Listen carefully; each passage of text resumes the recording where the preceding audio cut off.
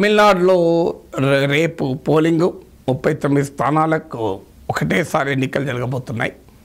ఇక్కడ ఈ తమిళనాడు రాష్ట్రం చాలా కీలకం.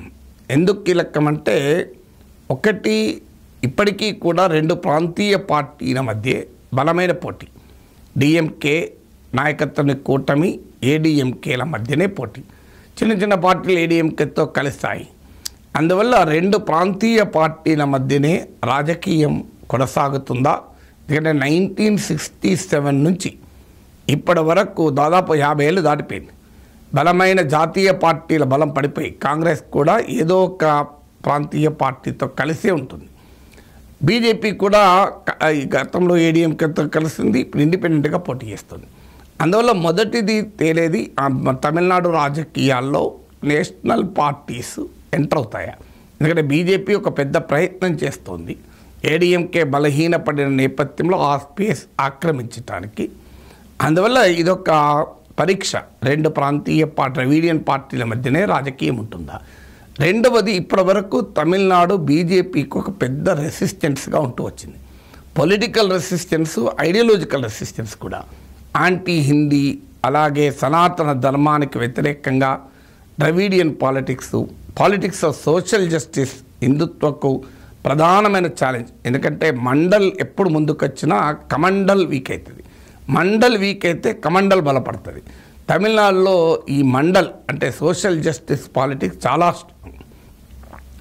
అందువల్ల సోషల్ జస్టిస్ పాలిటిక్స్ బీజేపీ హిందుత్వ రాజకీయాలను ఆపగలుగుతోంది.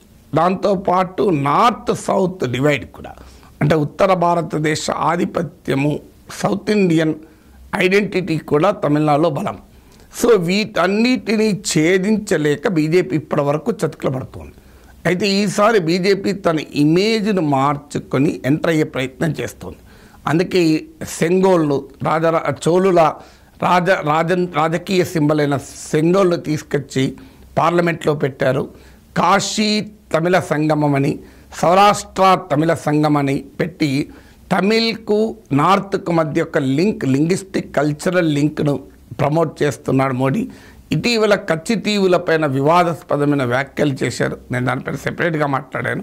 అందువల్ల తమిళ్ కల్చర్ అండ్ ఐడెంటిటీకి మేము వ్యతిరేకం కాదు. We're defenders of Tamil culture and identity, అది part of the Hindu identity అనేది బీజేపీ కొత్త పిచ్.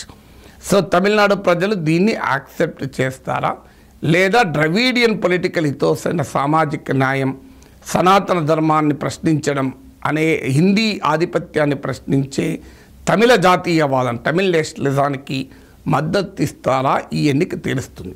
ఇక మూడోది, సౌత్ ఇండియాలో పెద్ద ఎత్తున ప్రవేశించాలన్న బీజేపీ ప్రణాళికలకి ఇది ఒక పరీక్ష.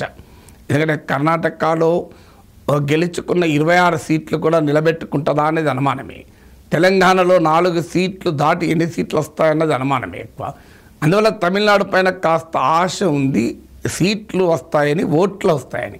సో అందువల్ల బీజేపీ ఆశ లెక్క కూడా ఇదొక పరీక్ష. తర్వాత ఇక్కడ 1967 నుంచి ఇప్పటి వరకు ఏదో ఒక కూటమి స్వీప్ అవుతుంది. స్ప్లిట్ వర్డిక్ట్ రాదు, ఎక్సెప్ట్ ఇన్ 2009 అనుకుంటాను.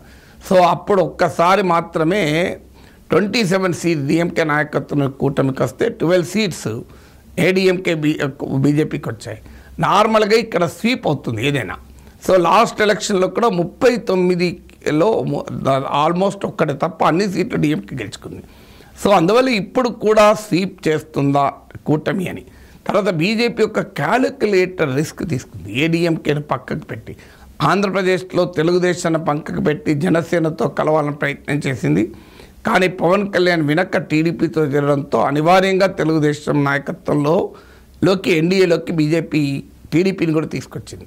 కానీ తమిళనాడులో ఒక క్యాలిక్యులేటర్ రిస్క్ తీసుకొని అన్నామలై నాయకత్వంలో ఏడీఎంకేను కూడా ప్రశ్నిస్తూ, డిఎంకేలు ప్రశ్నిస్తూ కొత్త బ్లాక్ను క్రియేట్ చేశారు.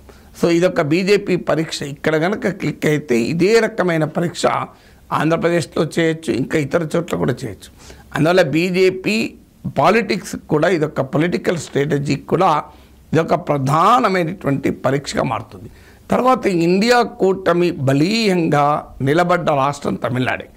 దేశం మొత్తం చూడండి, ఎక్కడా లేనంత బలంగా ఇండియా కూటమి తమిళనాడులో ఉంది. డిఎంకే నాయకత్వంలో డిఎంకే, కాంగ్రెస్, అలాగే ఇతర కొన్ని పార్టీలు కలిపి ఇక్కడ ఒక బలమైన కూటమిని ఏర్పాటు చేశాయి. బీజేపీ కూడా డిఎండికే విజయకాంత్ పార్టీని కలుపుకుంది. సో ఇలా ఇటువైపు అటువైపు చిన్న చిన్న పార్టీలు క్లస్టర్ అయి తమిళనాడులో ఇండియా కూటమి ఒక బలీయమైన శక్తిగా ఉంది. అందువల్ల ఇక్కడ ఇండియా కూటమి స్వీప్ చేయకపోతే దేశంలో ఎక్కడా స్వీప్ చేయదు. కాంగ్రెస్ పార్టీకి ఇప్పుడున్న స్ట్రెంగ్త్ పెరిగి 75-100 రేంజ్కి రావాలి అంటే తమిళనాడులో స్వీప్ చేయాలి.